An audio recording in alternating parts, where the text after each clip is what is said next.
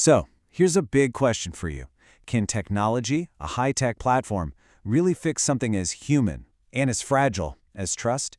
Today, we're going to dig into that by looking at how one fintech startup, HumaTech, is trying to solve this exact problem in the world of charitable giving. To really get what's at stake, let's kick things off with a number, a huge number, $47 billion.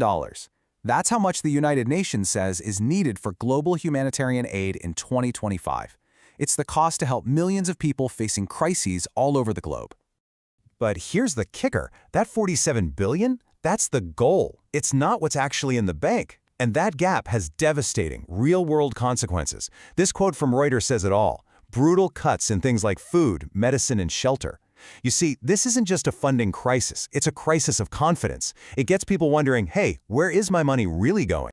And this isn't some abstract number on a spreadsheet. It hits incredible organizations right where they live. Groups like Redefining Refuge.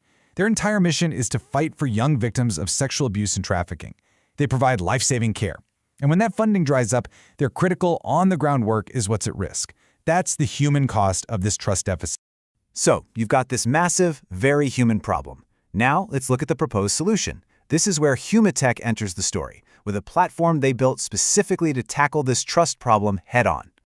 So, what exactly is HumaDash? Well, at its heart, it's a software platform for nonprofits. But its whole reason for being, its entire promise, is this idea of radical transparency.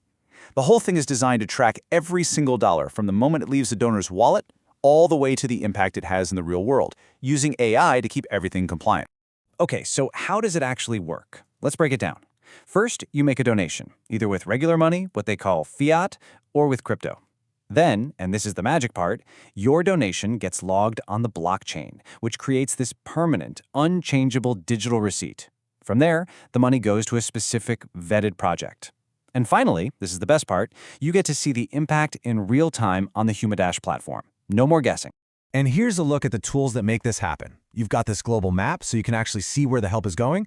There's real-time tracking of every single cent. You get dashboards showing a project's goals versus what's been raised. And AI-powered compliance, which is just a fancy way of saying it makes sure the money is being used the right way.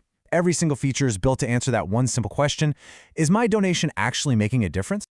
All right, so HumaTech is building all this on the blockchain, and that means they're playing in the wild, wild west of Web3. So let's kind of zoom out for a second and just take a look at the bigger picture here. The thing about this space is the innovation is just off the charts. I mean, look at this stuff, all pulled from the Blockshaws podcast.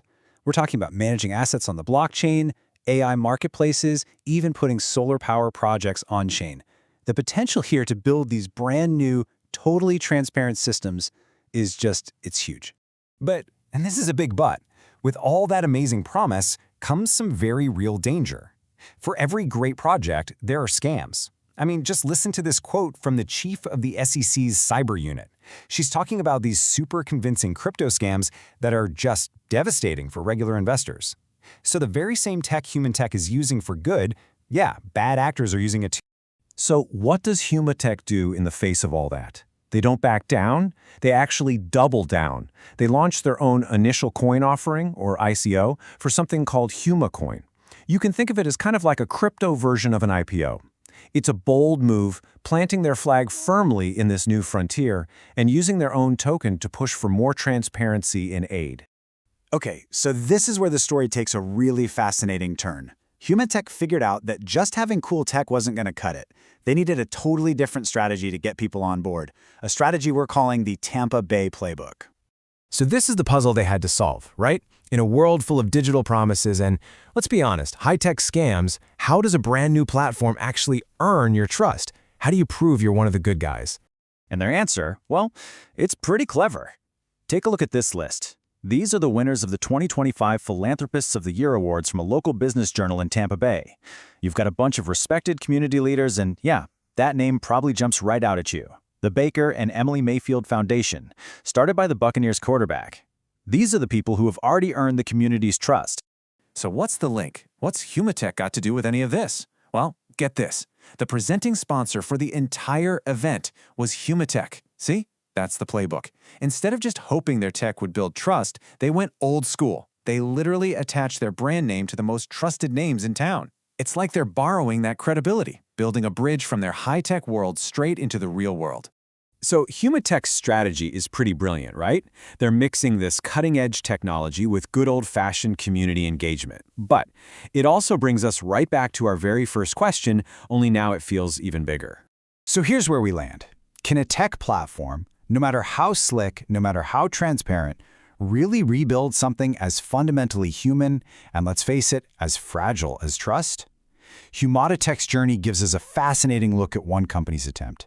But that bigger question, well, that's one we all have to think about.